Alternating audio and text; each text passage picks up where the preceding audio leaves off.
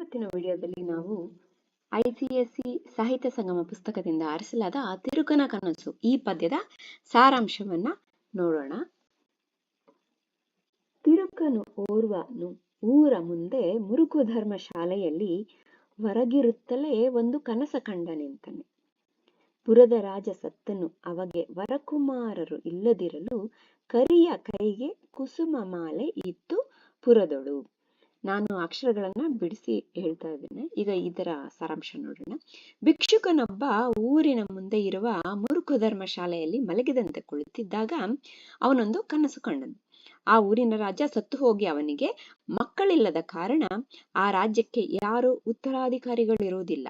ಇದರ ಸಲುವಾಗಿ ಉತ್ತರಾಧಿಕಾರಿಯನ್ನು ಆರಿಸಲು ಆ ಊರಿನ ಆನೆಯ ಕೈಯಲ್ಲಿ ಹೂಮಾಲೆ ಇತ್ತು. ಎರಡನೇದು, ನಡೆದು ಯಾರ ಕೊರಳಿನಲ್ಲಿ ತೊಡರಿಸುವುದೋ ಅವರ ಪಟ್ಟಕ್ಕೆ ಒಡೆಯರನ್ನು ಮಾಳ್ಪೆವೆಂದು ಬಿಟ್ಟರು ಅಲ್ಲಿಯೇ.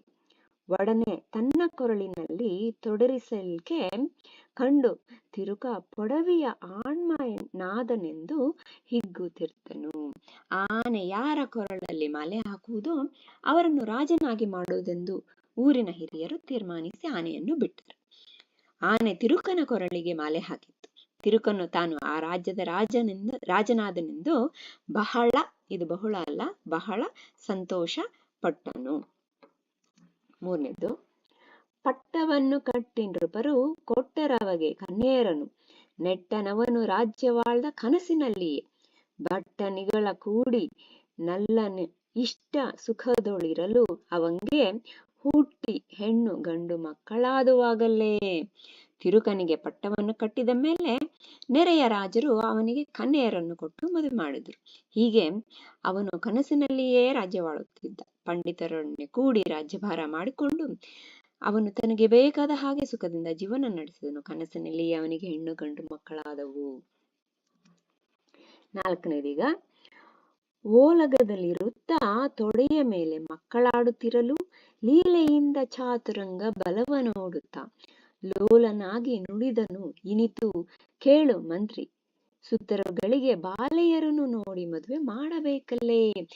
ರಾಜಸಭೆಯನ್ನು ನಡೆಸುತ್ತಾ ಮಕ್ಕಳನ್ನು ಆಡಿಸುತ್ತಾ ತನ್ನ ಸೈನ್ಯದ ಬಲ ಹೆಚ್ಚುವುದನ್ನು ಕನಸಿನಲ್ಲಿಯೇ ನೋಡುತ್ತಾ ತುಂಬಾ ಸಂತೋಷವಾಗಿದ್ದನು. ತನ್ನ ಮಂತ್ರಿಯನ್ನು ಕರೆದು ಆಸಕ್ತಿಯಿಂದ ತನ್ನ ಗಂಡು ಮಕ್ಕಳಿಗೆ ಹೆಣ್ಣುಗಳನ್ನು ಹುಡುಕಿ ಮದುವೆ ಮಾಡಬೇಕೆಂದು ಆಜ್ಞಾಪಿಸಿದನು. ಈಗ ಮುಂದಿನದು, ನೋಡಿ ಬನ್ನಿರೆನಲು ಜೀಯ ನೋಡಿ ಬಂದೆವೆನ್ನಲು ಬೇಗ ಮಾಡು ಮದುವೆ ಮಂಟಪದೊಳು ಸಕಲ ಕಾರ್ಯವ. ಗಾಢವಾಗಿ ಸಂಭ್ರಮಗಳು ಮಾಡುತ್ತಿದ್ದ ಮದುವೆಗಳನ್ನು ಕೂಡಿದ ಅಖಿಲ ರಾಯರೆಲ್ಲ ಮೆಚ್ಚುವಂದದಿ. ರಾಜನು ಹೇಳಿದಂತೆ ಕೂಡಲೇ ವಧುಗಳನ್ನು ಹುಡುಕಲು ಮದುವೆ ಮಂಟಪಗಳು ವೈಭವದಿಂದ ಸಿದ್ಧಗೊಂಡು ಹೀಗೆ ದರ್ಪದಿಂದ ರಾಜ್ಯವಾಳುತ್ತಾ ಎಲ್ಲರನ್ನು ಕೂಡಿಕೊಂಡು ಮದುವೆ ಮುಂತಾದ ಸಮಾರಂಭಗಳನ್ನು ಎಲ್ಲಾ ಅರಸರು ನೋಡಿ ಮೆಚ್ಚುವಂತೆ ಆಚರಿಸುತ್ತಾ ಸಂಭ್ರಮಿಸುತ್ತಿದ್ದನು. ಯಾರು? ಭಿಕ್ಷುಕ ತಿರುಕ. ಈಗ ಮುಂದಿನದು,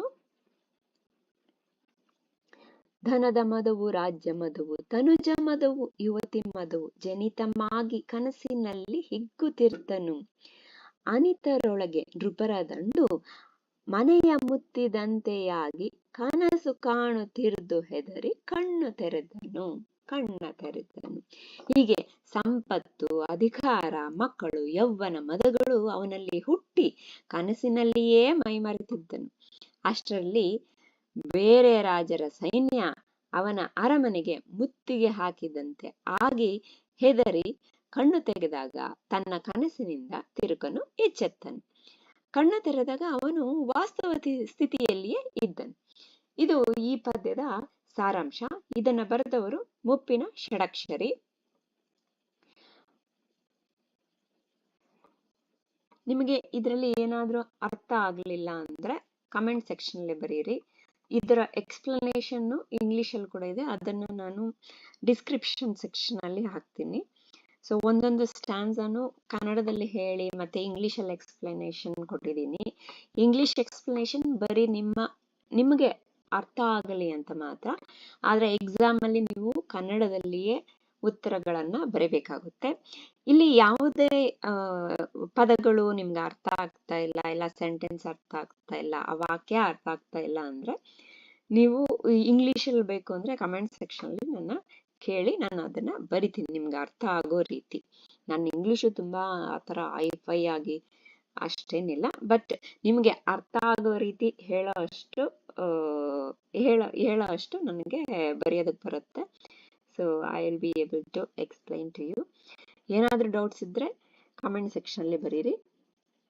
ಸೊ ಇದು ಮೊದಲಿನಿಂದನೇ ಇನ್ನು ಎಕ್ಸಾಮ್ಗೆ ಇವಾಗಲಿಂದಾನೇ ಒಂದೊಂದೇ ಸ್ಟಾರ್ಟ್ ಮಾಡ್ಕೊಳ್ಳಿ ಓದ್ಕೊಳ್ಳೋದು, ಮುಂದೆ ನಿಮ್ಗೆ ಈಸಿ ಆಗುತ್ತೆ. ಇವಾಗ ನೆಕ್ಸ್ಟ್ ನಿಮ್ ಯೂನಿಟ್ ಟೆಸ್ಟ್ ಎಲ್ಲ ಬರ್ತಾ ಇರುತ್ತೆ, ಅದಕ್ಕೆ ಎಷ್ಟು ಪದ್ಯಗಳು ಬರ್ಬೋದು, ಪದ್ಯಗಳು ಇಲ್ಲ ಸಾಹಿತ್ಯ ಸಂಗಮ ಪಾಠಗಳು ಇಲ್ಲ ನಾಟ್ಯ ಮಯೂರಿ ಇಂದ ಬರುವಂತಹ ಅಧ್ಯಾಯಗಳು, ನಿಮ್ಮ ಶಾಲೆಯಲ್ಲಿ ಯಾವುದನ್ನ ಆರಿಸಿದ್ದಾರೋ ಅದ್ರ ಮೇಲೆ ನೀವು ಯಾವ ಪಾಠಗಳು ಯಾವ ಪದ್ಯಗಳು ಓದ್ಬೇಕು. ಸೊ ಎಲ್ಲ ಯೂನಿಟ್ ಟೆಸ್ಟ್ಗೂ ಸರಿಯಾಗಿ ಪ್ರಿಪೇರ್ ಆಗಿ, ನಿಮ್ಗೆ ಎಕ್ಸಾಮ್ ಅಲ್ಲಿ ತುಂಬಾ ಈಸಿ ಆಗುತ್ತೆ. ಯಾಕಂದ್ರೆ ಒಂದೇ ಸಲ ಓದೋದು ತುಂಬಾ ಕಷ್ಟ ಆಗುತ್ತೆ. ಮತ್ತೆ ಕನ್ನಡವನ್ನ ಓದಬೇಕು, ದಿನ ಒಂದ್ ಸ್ವಲ್ಪ ಹೊತ್ತು ಒಂದು 10 ಮಿನಿಟ್ಸ್ ಓದಿ. ಸೊ ನಿಮ್ಗೆ ಆ ಪದಗಳು ಎಲ್ಲ ಸ್ವಲ್ಪ ಫೆಮಿಲಿಯರ್ ಆಗುತ್ತೆ. ಇಲ್ಲ ಅಂದ್ರೆ ಅದನ್ನ ಅಂದ್ರೆ ಜ್ಞಾಪಕ ಇಟ್ಕೊಳ್ಳೋದು ಕಷ್ಟ ಆಗ್ಬೋದು. ಸೊ ಅದು ಮತ್ತೆ ಸ್ವಲ್ಪ ಬರವಣಿಗೆ ಕೂಡ ರೂಢಿಸ್ಕೊಳ್ಬೇಕು. ಹ್ಯಾಂಡ್ ರೈಟಿಂಗ್ ಸ್ವಲ್ಪ ಪ್ರಾಕ್ಟೀಸ್ ಮಾಡ್ಬೇಕು ಕನ್ನಡದಲ್ಲಿ, ಯಾಕಂದ್ರೆ ಎಕ್ಸಾಮ್ ಅಲ್ಲಿ ಫಾಸ್ಟ್ ಆಗಿ ಬರೀಬೇಕಾಗುತ್ತೆ. ನಿಮ್ಗೆ ಪ್ರಬಂಧ ಲೆಟರ್ ರೈಟಿಂಗ್ ಎಷ್ಟೊಂದು ಇರುತ್ತಲ್ಲ, ಮತ್ತೆ ಇದರಲ್ಲಿ ಸೆಕ್ಷನ್ ಬಿ ನಲ್ಲೆಲ್ಲ ಕ್ವಶನ್ಸ್ಗೆಲ್ಲ ಆನ್ಸರ್ ಬರೀಬೇಕು. ಸೊ ಒಂದಷ್ಟು ಜನ ಮಕ್ಕಳು ಎಲ್ಲ ಕ್ವಶನ್ಸ್ಗೆ ಆನ್ಸರ್ ಗೊತ್ತಿದ್ರು ಎಕ್ಸಾಮ್ ಅಲ್ಲಿ ಅವ್ರು ಕೊಟ್ಟಿರೋ ಟೈಮ್ ಅಲ್ಲಿ ಬರೆಯೋಕ್ಕಾಗದೆ ಬಿಟ್ಟು ಬರ್ತೀರಾ, ಅದು ಬೇಡ. ಅದಕ್ಕೆ ಪ್ರತಿದಿನ ಒಂದು 5 ಮಿನಿಟ್ಸ್ ಆದ್ರೂ ಪ್ರಾಕ್ಟೀಸ್ ಮಾಡಿ. ಹ್ಯಾಂಡ್ ರೈಟಿಂಗು 10 ಮಿನಿಟ್ಸ್ ಓದಿ, ಜಸ್ಟ್ 15 ಮಿನಿಟ್ಸ್. ಆ 15 ಮಿನಿಟ್ಸ್ ಇನ್ನು ಬೇರೆ ಇನ್ನೆಲ್ಲೋ ಅಲ್ಲಿ ಇಲ್ಲಿ ಎಲ್ಲ ವೇಸ್ಟ್ ಮಾಡಿರ್ತೀವಿ. ಜಸ್ಟ್ ಆ ಒಂದು 15 ಮಿನಿಟ್ಸ್ ಅನ್ನ ಕನ್ನಡಕ್ಕೆ ಈ ವರ್ಷ ICSE 10th ಅಲ್ಲಿ ಯಾರಿದ್ದಾರೆ, 9th ಅಲ್ಲಿ